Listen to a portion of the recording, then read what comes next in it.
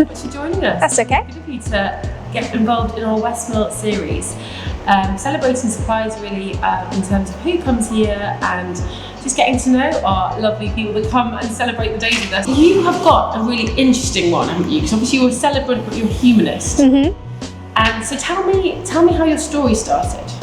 So I didn't know what a wedding celebrant was until I went to a friend's wedding who had a celebrant, and that made me begin to think that it might be something that I might quite like to do.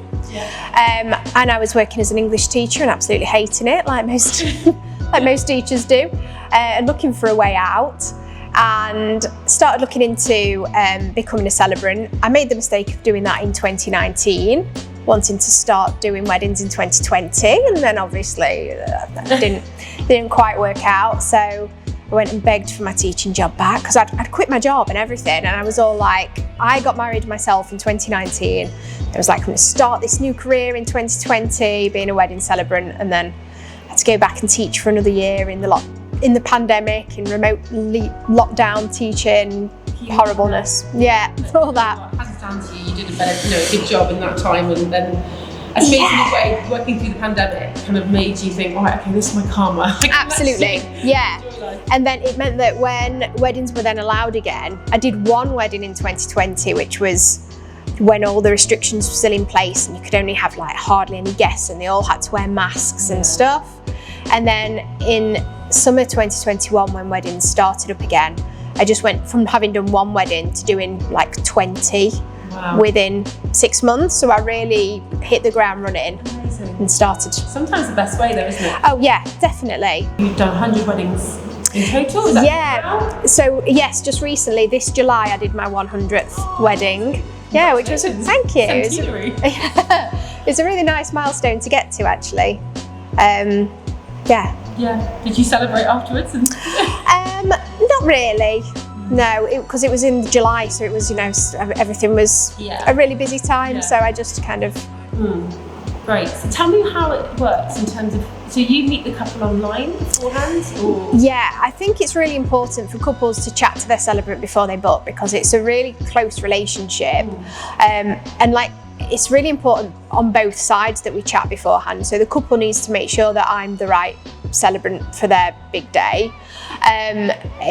They need to make sure that they feel comfortable with me, because I'm going to be asking them a lot of questions about their relationship, and sometimes people say that it feels a little bit like going to therapy or counselling, because they don't often sit down and talk about things like how they met and reminisce about those moments and like analyse what they love about each other and all those like juicy details about their relationship.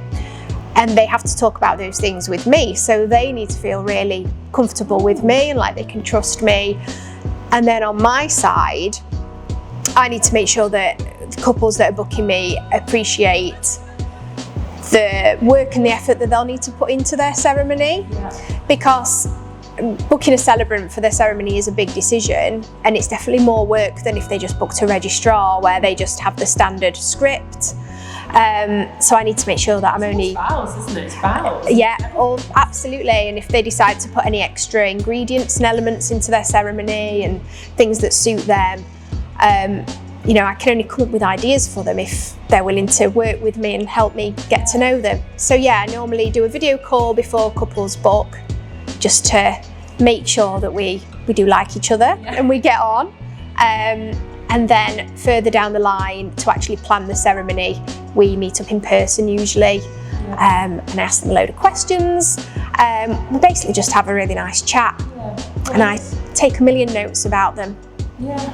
What's the nicest part of your job? I mean, it's such a privilege for somebody to ask you to marry them. I mean, it's almost like getting proposed to every day. It is, yeah. So what's been the most beautiful moment that you've done? Oh God, every couple I work with and every ceremony has moments that are just amazing, whether it's like just a look between like meaningful parents or grandparents in the guests, or getting a certain family member involved in their ceremony. For me, I love helping couples write their own vows. It's something I always encourage couples to do, rather than just saying I do or repeat after me vows. I always encourage people to write something personal themselves to read directly to each other. So actually for me that's normally the nicest moment, even though I'm not, on the day I'm not really involved in that bit. I give them their vows, I bring them along printed for them, and I help them put them together, help them make sure that they match up. The English teaching comes in handy. Oh God, it does. My vow writing guide is literally like a little activity pack, and it's got like suggested sentence openers and like a structure and a little template. Like, I'm so invested in couples writing good vows that I give them as much help and support as they need. And sometimes people just write perfect vows straight away. Sometimes people kind of make a load of notes and bullet points but don't know how to put it all together, and they send it to me and I do that for them.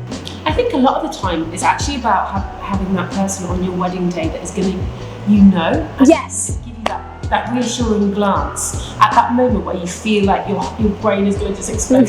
Yeah. Tears and your floodgates going to open. I think just having somebody, I remember on my wedding day, like seeing, I think it was Vicar, like almost just looking at me and thinking, okay, you can do this. It's just that, so you're responsible for setting the tone of somebody's day. Absolutely. That's the biggest amazing. Any moments during your journey? Obviously, things sometimes go wrong. I've had some things go wrong in ceremonies before. I've had dogs deciding to do a poo right at the front centre underneath the beautiful floral archway just as the couple were about to do their vows. So they then had to remember not to stand in it for the rest of the ceremony. I've had a wedding where the groom and most of the guests were involved in like the music industry and events production and live music, like sound engineers. Their music didn't play at the end of the ceremony. Of course it didn't. And premature confetti cannon ejaculations. Oh, nice. Yeah, just going off randomly before we were ready for them. But things like that, there's never been like a huge disastrous thing that's ruined the day. So it's all just stuff that you either forget about or you remember but in a funny way. Like looking back, it's just a funny little thing that went wrong. I bet there's a lot of tears in terms of, when you're going through the motions of your journey with the couple as well, aren't there? Obviously you spoke about therapy, but obviously there's like, on the day, was the times when you just say goodbye thinking, I've just married you and now it's over? Yeah, I do get really emotional when I've got to say goodbye at the end of the day, because we've been through, some couples book me more than 2 years in advance, and especially if they're on Instagram, we end up talking a lot during those 2 years and bouncing ideas back and forth, and I get really, really invested in every couple's wedding day, and then I do the ceremony and then I hang around for a little bit afterwards and talk to the guests and let them all say what an amazing ceremony it was, and they normally ask me if I will do their funeral when they die. Get asked that. On the whole journey. 2 questions I get asked pretty much every wedding, or 3 questions actually, is will you do my funeral? How long have you known the couple? And like, are you the couple's best friend? Which is always the best compliment anyone can give. That's lovely. That's a really beautiful. Say that again. Are you the couple's best friend? Yeah. That's amazing. Yeah. Well, how do I not know you? Because you're obviously friends with the couple. Like, no. Really beautiful. And the 3rd question is your hair real or a wig? Is it real or a wig? I need to know that. It is real. Yes. It's just crazy. Amazing. It's a lot of work, but you can't guess. Obviously, we need to know about your dream wedding venue, being a wedding venue yourselves. Which one is it? Well, what would make it? What I would say is that it's the couple and the guests that make the wedding day rather than the venue. And whatever vibes the couple and the guests bring to the day, that's what makes it really fun and enjoyable. But having said that, I do love a venue where they've got really good indoor and outdoor space, because obviously we can never rely on the weather in the UK. And I do, of course, love Westmill because I love it's got its own standalone ceremony room. So it's like, this is where I do all of my magic, and then everything else goes on elsewhere. And I only live 10 minutes away, so beautiful, great local venue. I suppose you are almost performing, it's something that you're taking part in, so this is your stage. Yeah, a little bit, yeah. Brilliant. And I suppose you talked earlier about Instagram and how your relationship with couples sort of grows on there. And is that a portal? Is that almost like your front shop window and Instagram? Do you use it in a marketing process? Is that the only way you go down? Or? Yeah, I don't do much paid for advertising really. It's mostly just me dicking about on Instagram, as I like to call it, because I think it's the easiest way for me to put myself and my personality across, because I'm not selling a product, I'm selling me. Yeah. And I'm also obviously selling my skills in terms of being able to write a beautiful ceremony and deliver a beautiful ceremony on the day, and to be able to like pull all those different things together to help a couple feel really confident on their wedding day. But at the end of the day, what I'm selling is couples having the confidence in me to turn up, do a really good professional job, set the tone for the rest of the day, you know, get everything fun, get the party started, all those kind of things. So yeah, I just use Instagram to show my weird and wacky personality a little bit, so that couples know when they book me what they're letting themselves in for. Do a lot of the couples actually ask you to save the day? Yeah, quite a lot. I do sometimes have to say no, because my husband works Monday to Friday, and then if I was out all day every Saturday, I'd never see him. But I do say yes sometimes, and that's always a really great honour to be able to see the rest of the day, try the food. Yeah. What's the best part of your job? The best part of my job would be the comments that the couple and guests give me afterwards, because that just tells me to know that I have definitely done the best job for them possible. Yeah, so when I get the comments about how long have I known the couple and am I their best mate, or couples often say as well, because it's completely natural, like you said, to feel really nervous before your wedding and before your ceremony. And normally once they're in, once they've made some sort of entrance and the ceremony has started, 99% of the time those nerves just go out of the window and they start enjoying it and they start having fun. And when they tell me how much they actually enjoyed the ceremony, even if it's something they were feeling quite scared about beforehand, that makes me feel really good. That's amazing. And obviously you're a teacher turned celebrant. So how does teaching teenagers compare to unruly wedding guests? Okay, so I actually quite like unruly wedding guests, and I always give a bit of a disclaimer before a ceremony starts, to say that you're actually allowed to enjoy yourself in the ceremony, and guests, you're allowed to clap and cheer, because if they've only ever been to a church wedding or a registrar wedding, they're kind of used to just sitting there quietly and watching. And when I first started, I found that guests weren't kind of reacting as I would have expected them to. And it was only when I started giving them permission to enjoy themselves that they felt able to. And depending on the vibe of the day and the vibe of the couple, sometimes I will even say, you know, even the odd heckle is okay occasionally. And then, yeah, it does sometimes get a little bit like teaching teenagers again, but I love it. Yeah, brilliant, amazing. And what's the best advice, Louise, that you could give a couple looking for a celebrant like yourself? What's the best advice along the way? I think it's really important, like I said, to make sure that you find somebody that you feel comfortable with.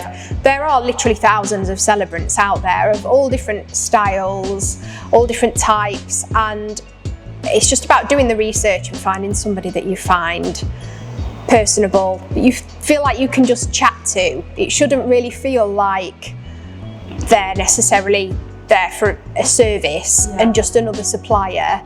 I think your celebrant's probably one of the most like personal relationships that you create during the process of putting your wedding together. So it's really important that they feel like somebody that you would spend time with in your own personal life, not just that you've booked for your wedding day. I think the best people to recommend celebrants are other suppliers that are there on the day at weddings. So if you've already booked your venue and booked your photographer, those venues and photographers will have seen celebrants in action on the day at other people's weddings. They'll be able to give really good, solid, trustworthy recommendations. They will know who's good, who's not as good, who they would recommend, and like who would fit your vibe in your day. So asking other people that you trust, word of mouth of friends and family as well, is obviously always a good one. Definitely. That's amazing. And actually it's quite a hub, isn't it, with the wedding industry being quite small in terms of geographically, and there's a Midlands, and then there's, have you done any weddings like that? Yeah, I won the Wedding Industry Award this year, actually. Yeah, so I entered this time last year, just before it closed. I don't know what came over me one day. I just thought, oh yeah, I'll do it, I'll try. And then I won the regional awards last November, and then went to London for the national. So won national Celebrant of the Year 2024. Yeah. And on that note, we should give you a follow. Thank you so much for your time. Thank you. Thanks.